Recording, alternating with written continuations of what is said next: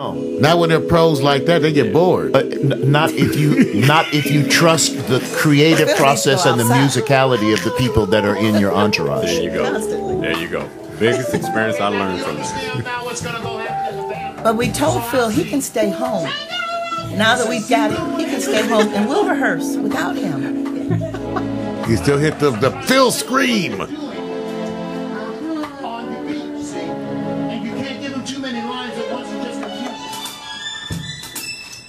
Too much information going to the audience at any one time always confuses the audience. Always. Don't want to confuse the audience. We're so blessed to be able to be allowed in. Now this was cool to show you that everybody took a break and ate together. The energy was mellow. Pizza, salad, fruit, wings. I did 3 or 4 too many wings at that rehearsal, I think. The wings were incredible. They sure were good. Together, we're capturing this. Didn't you write a song called The Wangs? The wings on the wings of love. Oh, those wings. I knew it was some wings. Ordained from above. That's a big ass pizza. Like you would say wangs. Yeah, man. It is a big but now think of all the people that were there. And it right? was extra.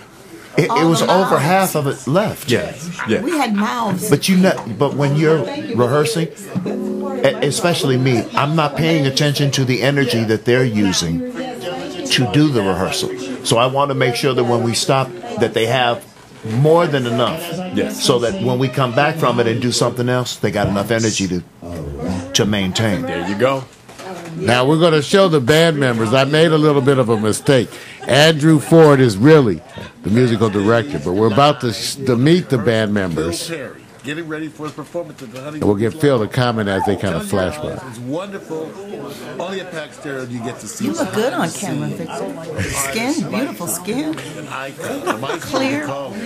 You know, luminous. That was sweating. He had just eaten some pork. That's it. Yeah, but I was doing all the rehearsing. Why were you sweating? Man, I was dancing. Oh, I got you. Okay, I hear you. I was. Oh my Come on, goodness. I don't even know what's on this. Where's the band stuff? Oh my God. That's good. You have a baby face. I bet you looked just like that when you were a baby. Here we Herman Jackson. He's really keyboards. And he's an incredible keyboard player. One of the best. Billy Steinway. One of the better part players in LA. And can learn anything. And we can change the arrangement like that and he catches it. Andrew Ford, solid as a rock on the bass. Here's the musical director. And as nice a guy as you would ever meet. I love this. OSCARSEATON. You guys have a great day. We should be acting, really. DIOSAUCE.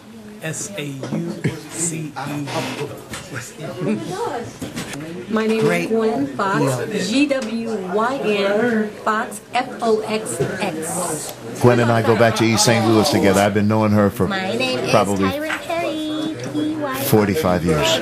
Wow.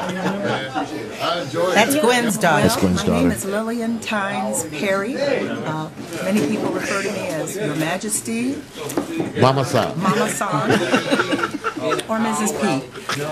And I am married to Mr. Perry for almost 27 years now. In April, after knowing him only 3.5 months. Who knew that it would last? Who knew? Who indeed? Now this is well. Check this out. So we like to show you guys, like, because we think you need to see people's personalities, what they are like, what to be around. So Phil be cracking you up. He's funny. Thank you very much. Excellent. I trust that you got enough. You can edit it, you know. Don't you have enough that you can around? You can edit it, you know. You worried about? He's in post-production. It's wonderful. It's not finished until post-production is done. No, because, I mean, it's a rehearsal. Yeah, that's what it's like. That's why I I love. can sing in rehearsal like I'm going to try to sing on the show. Everybody's great. He wouldn't want you to do that.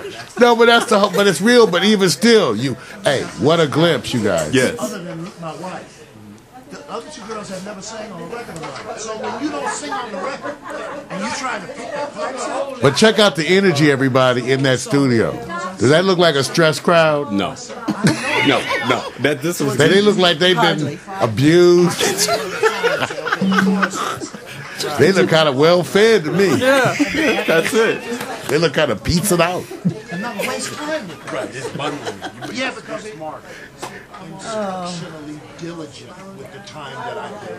And maximum efficiency. Trying to be. That's right. And see, they have such quick ears now, and they've sang it. Yeah. So now, it's just a matter of, let me make sure that they can hear themselves, and let them do what they do. Yeah, I don't worry about it. Hey, but Phil, What? The pizza did work. The wings kind of slowed me down. you guys have a wonderful In terms of communication. musicians, you couldn't ask for better There cats. goes Herman. There goes Herman. Couldn't ask for better. And there are so many other artists that are represented in the players. You know, Oscar plays with Lionel Richie. Bill Steinway done played with everybody, man. Andrew too. Herman played with James Ingram. Me. Who else, Herman? Didn't you play with Whitney? And, see what I'm saying? You ain't got to worry about anything. So Well, the caliber that's a lot of music. That's a lot of different kind Once of we run it R&B like music that, represented in the I three really names that were just mentioned. So he must have the versatility to be able to cover those. Yeah. It ain't like that. It ain't that. No. That we were talking about money. Yeah, it ain't like that. It ain't like that. No. At my place, I saw it way back in the 80s. Yeah, but that was a long time ago when I had chops left. Right, you hear this? When he had chops left. Right, whatever you say. Peace, you guys. You know, and Phil, you always have had wonderful bands when I think about it. Even back in the At My Place, I remember Tony Maiden Yep. jamming with you. Yep. Larry Ball used to play bass. Larry Ball was our musical Yeah. director. God Oh, bless yeah. Larry Ball. LB. Man. You- Vegas. And Beat John Beasley used to play piano with me. Billy used to play piano with me. That boy that played for, I can't remember his name now, they used to play The with... one Diana Ross took from you? That's exactly, yeah. You know, I got to point out, because we're going to take a little slight trip in the past. This is perhaps, I'll show everybody, the signature video Phil Perry performance that I would say. I mean, everybody has their favorites. This is Phil Perry live at the Strand with Dave Koz. Wonderful classic performance featuring tracks like Forever. Oh, yeah. Amazing Great Love. performance. The Best of Me. Call Me. You know, this is one of those ones I've had. I had it as a Laserdisc too. Yeah, you did. I had it every format. And I just got it again just because somebody lent one. I never should do that. Lent it. But it's a 1991 performance that people know. But I got to bring out a couple of other things because when you talk about Phil Perry, if you're going to go. Oh, boy. Here we go. Well, because To hand me those waiters there behind you. Yeah. It's getting ready to get a little deep in here. it's not just Perry and Sandlin. It's going back to the Montclairs people. Wow. Oh, he was so cute. Dreaming's out of Wow, season. man, look at that shot. He's in the middle Dreaming out of season. of top row, in case you don't. You know, this is so much. Can't recognize. I guess we can't get a focus on. I guess that's his. But that's that's right. See that where my finger is? That's Phil right That's there. right. Right? I can see the hair. Yeah, the hair. Yeah, it used to be there. Yeah, the fluffy fro. Once upon a time. You know, I gotta go. Let's go back and talk a little bit about the early days. Phil Perry. You know, born and raised, was it born to? Well, you were born in Springfield, Illinois. But I was raised in East St. Louis. East St. Louis. Now, most people don't realize East St. Louis is not in Missouri. It's Right. actually in Illinois. It's Right. across the river, though. Right. There, the Mississippi River. And I know because actually Phil tells you very forcefully in that song Forever. Yeah. He does a very forceful job of But, telling you. you know, because there's so much negativity associated with the city that I grew up in. That's true, That Phil. I wanted to make sure that everyone that they were going to meet from there wasn't the stereotype that they had between their ears before they met. Because East St. Louis was so much affected, like a lot of big urban centers, by populations. I was just reading, Phil, that right now they're down. They had their peak population in the 1950s. They're down to 1/3. Yeah, I heard. Just like Detroit is now lost about what did we say on the show? 30% of their population. Detroit too. I think 30% is probably a conservative number. Wow. If you take into consideration the outlying areas in Detroit and how many people they've lost in those areas, if you combine them, it's staggering. Well, how was growing up in East St. Louis with you? Well, it was. Thank you, Black Top. We only pay for. Thank you, dear. It's extra $175 to get the full. So we just get a half an hour plus 15-minute buffer. Growing up in East St. Louis for me was a good experience.